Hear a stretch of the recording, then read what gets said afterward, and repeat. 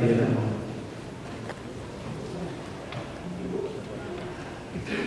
Mohon izin yang mulia, saya Susi Rahawati.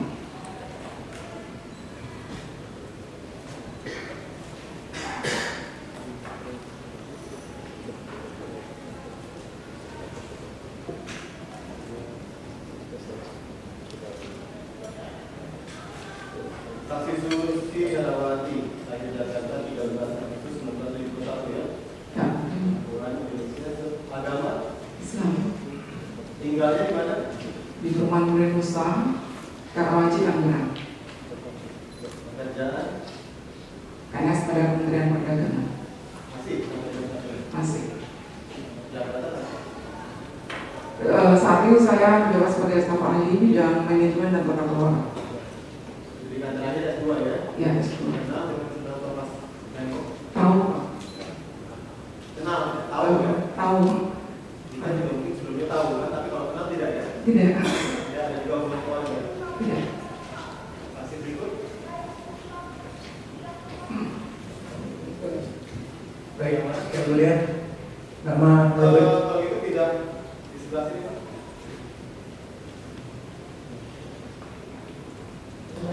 Nama Robert J. Bintaryo.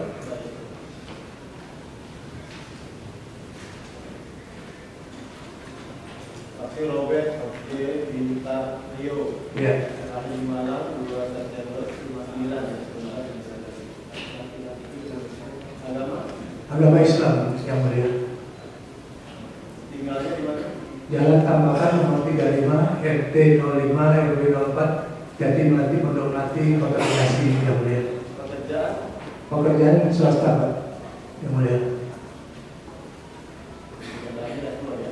Iya. Kenal, yang mulia. Ada hubungan keluarga. Tidak, yang mulia. Berikut saksi Muhammad Yani, yang mulia. Muhammad Yani. Saudara lahir di Medan 14 Februari 1961 ya. Betul. Indonesia, tinggalnya di mana? Jalan Sasak 3 nomor 25A Kebenjeruk, Jakarta Barat. Agama Islam. kerjaan Pensiunan PNS Perdagangan. pendidikan S2. Benar. Kenal dengan saudara Thomas Menko? Tahu tapi nggak kenal. Lahir saksi Eko Priyanto Sudrajat. Saya Lahir di Jakarta 13 April 80. ya benar ya Mas. Tinggalnya di mana? Jalan Sedang RNF nomor 30 Cempaka Baru Kemayoran Jakarta Pusat. Agama Islam. kerjaan Pegawai nulis itu di Kementerian Perdagangan.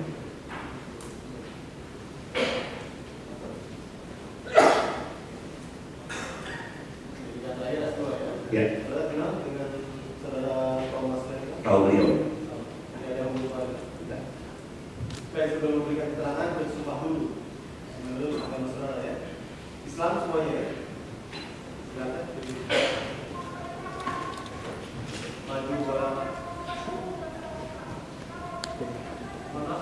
Ibu yang di sana sini. Geser aja. Satu baris aja.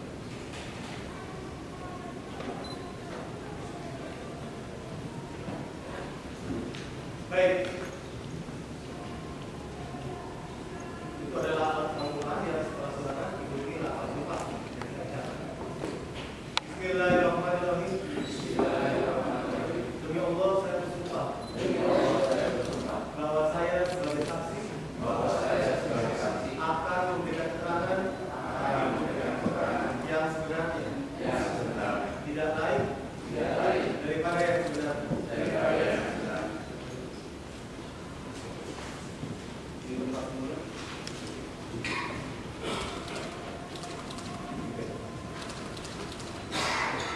Mungkin dibuka dulu saksi yang pertama.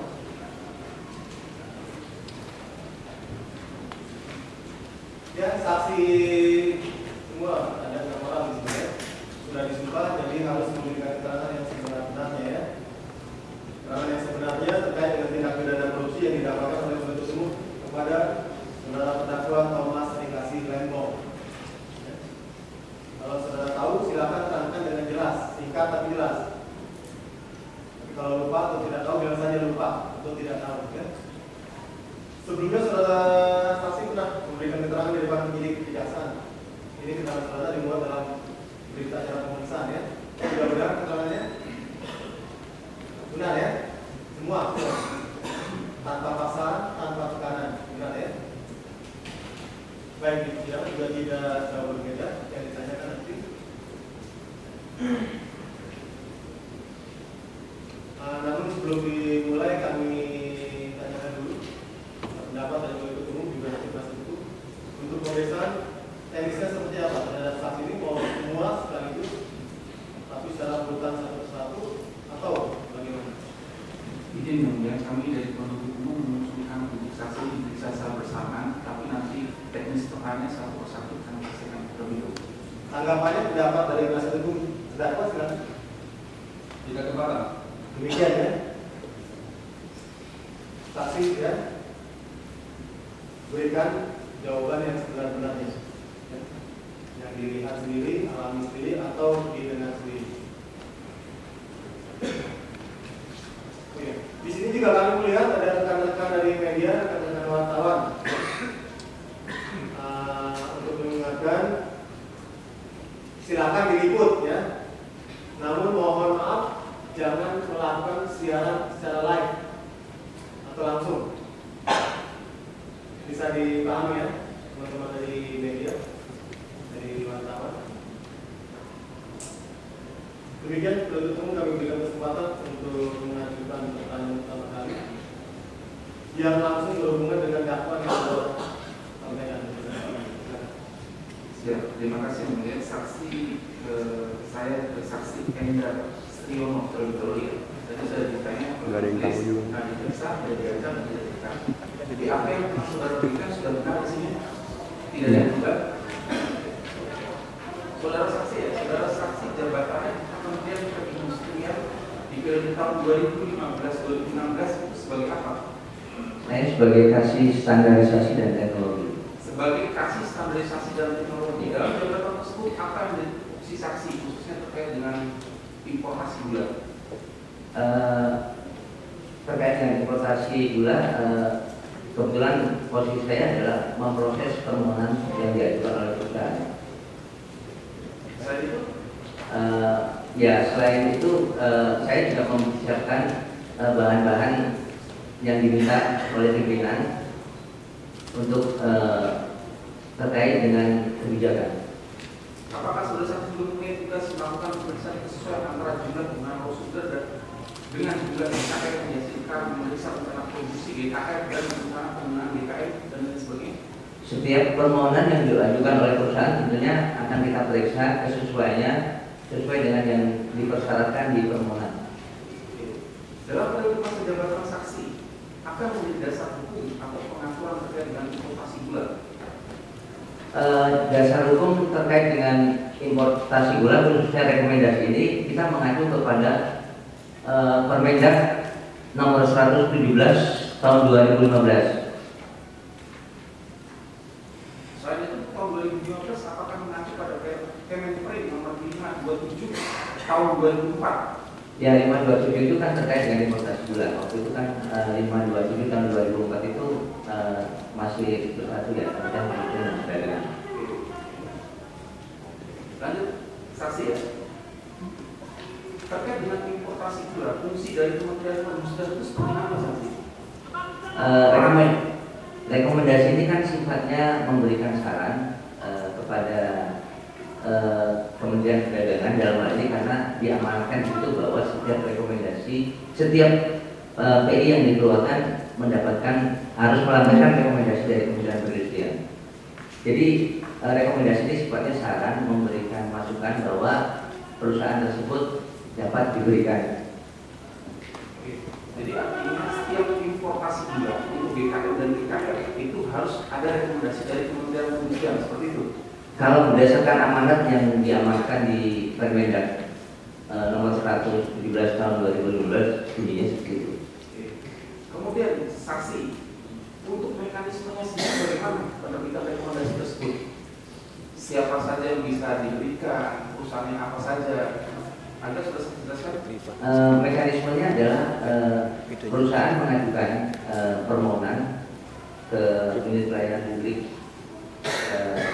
Nantinya itu akan oleh pimpinan diturunkan ke kami untuk diperiksa persyaratannya seperti yang ada di unit pelayanan publik. Persyaratannya kan ada beberapa persyaratan.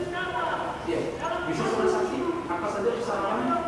Salah satunya adanya surat permohonan dari perusahaan, terus anggap benar importir, rencana realisasi produksi dan penggunaan realisasi produksi, terus rencana realisasi produksi, terus realisasi pemakaian prosedur, rencana produksi, terus rencana pemakaian prosedur, terus dia juga harus melampirkan kartu kendali impor. Untuk yang direkomendasikan oleh Kementerian Perindustrian saksi ya, itu gula apa saja? Yang kita kenal ada gula ada gula pisang mentah, gula pisang rafinasi, dan gula pisang putih. Kalau yang rekomendasi yang melalui Kementerian Perindustrian apa saja? Yang dari Kementerian Perindustrian itu ada rekomendasi raw sugar untuk diolah menjadi DKR, gula kristal rafinasi, terus rekomendasi gula kristal rafinasi yang spek khusus, spesifikasi khusus, terus rekomendasi raw sugar yang diolah menjadi MSG, serta raw sugar yang diolah menjadi DKP. Untuk perusahaan sendiri, apakah harus perusahaan yang memiliki angka pengenal importir produsen atau APIP? Benar.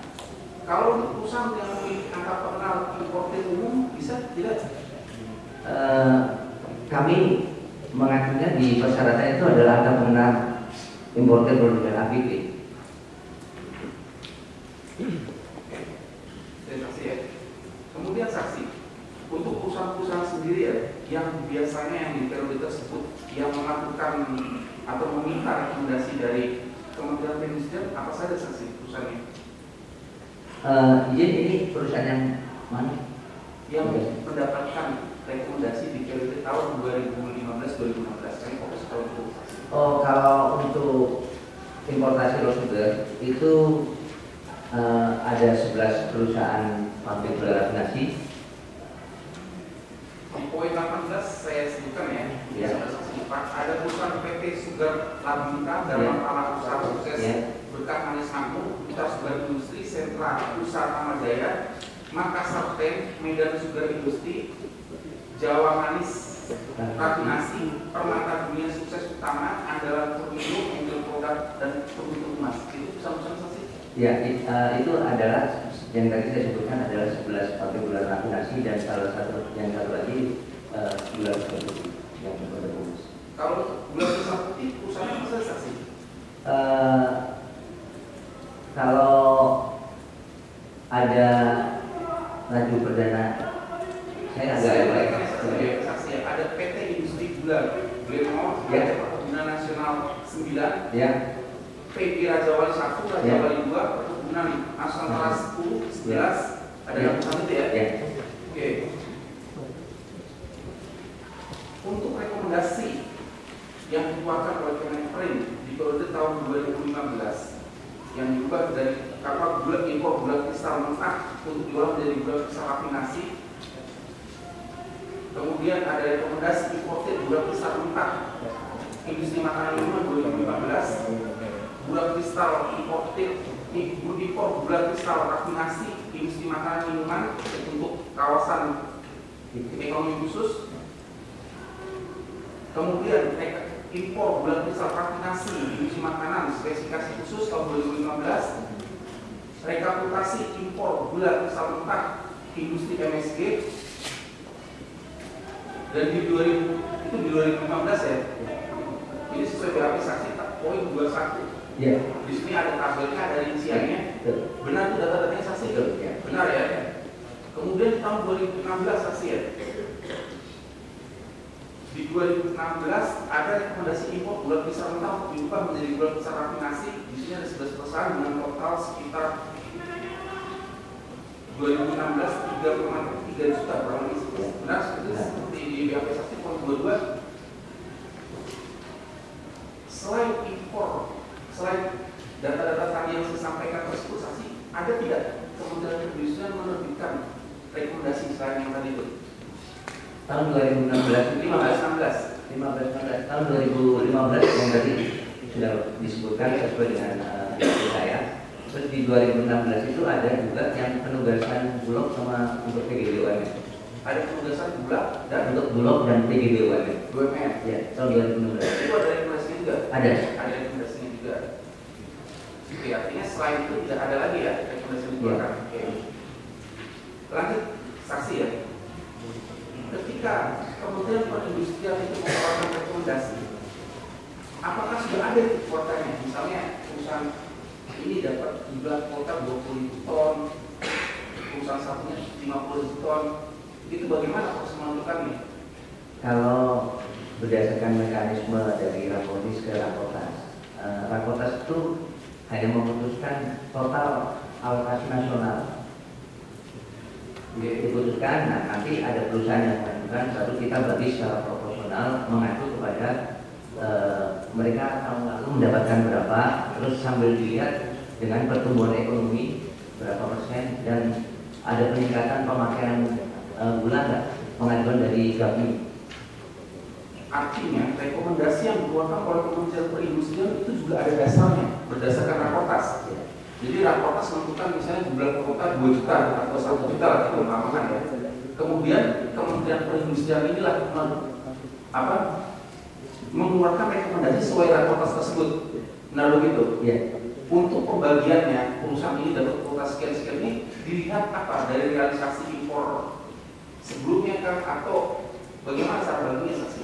Tadi sudah saya jelaskan bahwa pembagiannya itu proporsional sesuai yang didapat tahun lalu. Terus dilihat misalnya contoh nih, tahun lalu misalnya alokasinya 100 untuk nasional, si A mendapatkan 7 misalnya. Terus karena ini ada kenaikan alokasi jadi 105, otomatis dibagi secara proporsional juga mengacu kepada kemampuan dia mengolah sugar, terus dan dalam penyaluran mereka terkait ke industri maminya mereka terkait. Itu saksi ya. Kalau misalnya dilaporkan 1 juta ton, kemudian rekomendasi yang dikeluarkan Kementerian Perindustrian melebihi, misalnya 2 juta, 3 juta, bisa tidak? Selama ini kami belum pernah mengeluarkan rekomendasi yang lebih sesuai dengan kuota seperti itu ya. Kemudian untuk mekanisme selanjutnya ketika Kementerian Perindustrian memberikan rekomendasi, ini rekomendasi ini saudara saksi teruskan ke Kementerian Perdagangan atau dibawa oleh perusahaan yang meminta? Kan ini melalui P2, jadi setelah rekomendasi ini kita proses kan perusahaan ini mengambil itu P2, unit pelayanan publik. Jadi bukan langsung ke kita. Jadi mekanisme perusahaan yang di bawah perusahaan nanti yang meneruskan ke